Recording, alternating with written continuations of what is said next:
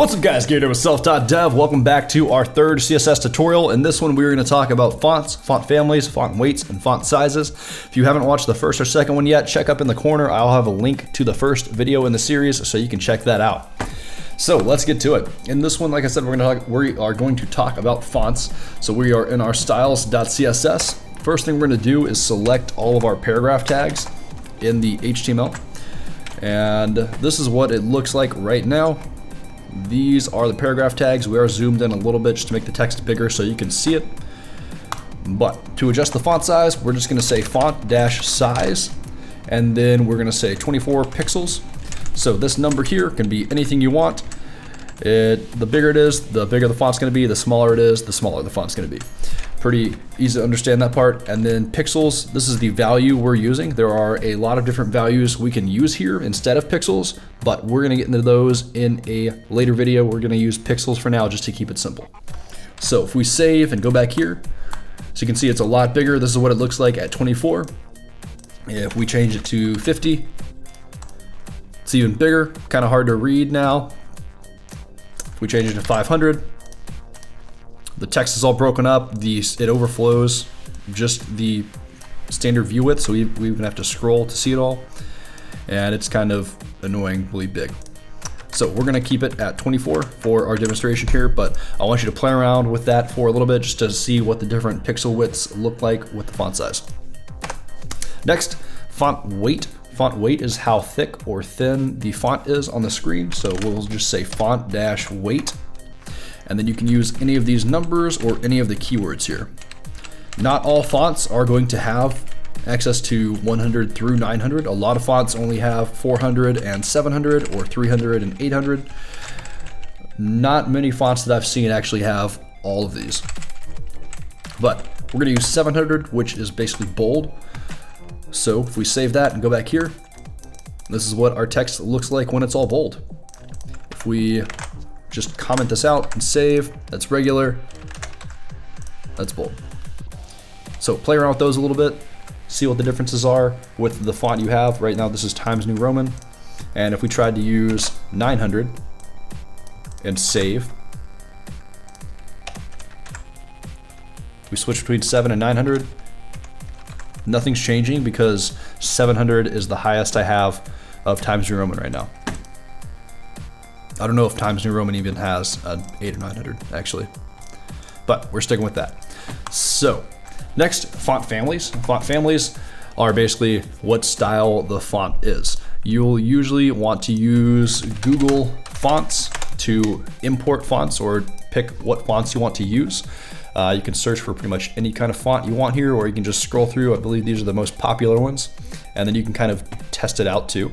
If we change what's in here, we can say like, hey, my name is Garrett. You can kind of change what is displayed to see how the fonts look, and then you can just browse around, see what font you want to use. For our demonstration, we are going to use Roboto here.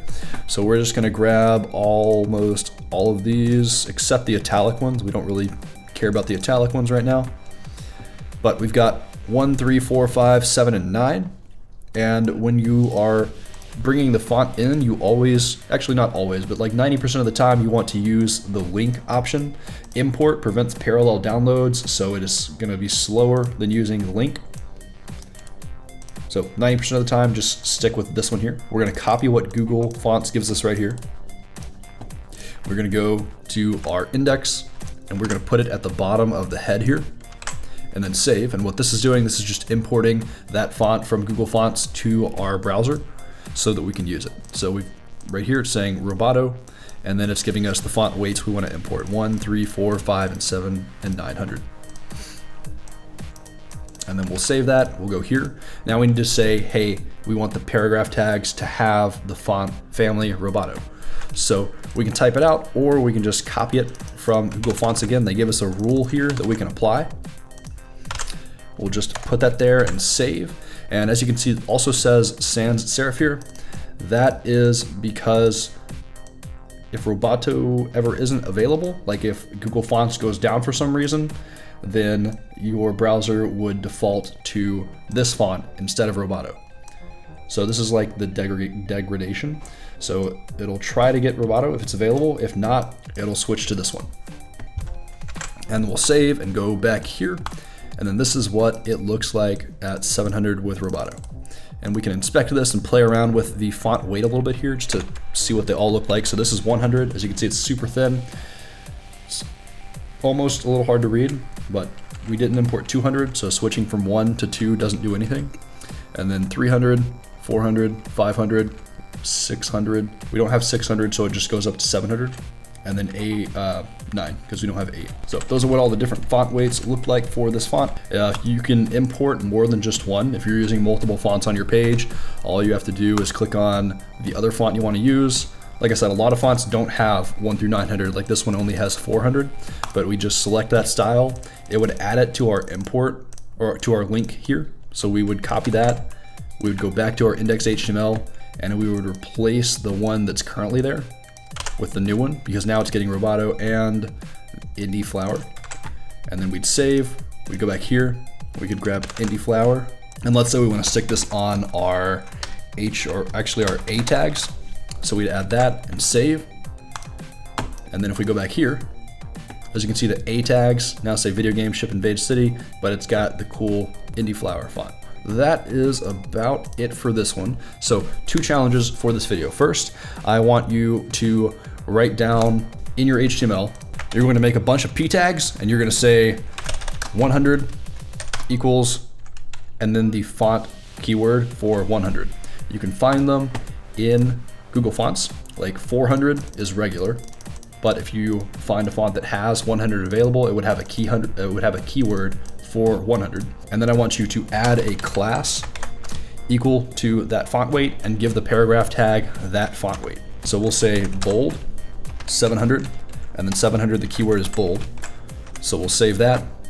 And then in here, we'll select the bold class and we'll say font weight 700 and save. And now at the bottom here, it's got 700 is bold. We know 400 is regular, so we'll say regular, and we'll do font weight 400. And then we can add another paragraph tag here, and we'll say 400 equal regular, and save our CSS too. And now here we've got bold and regular.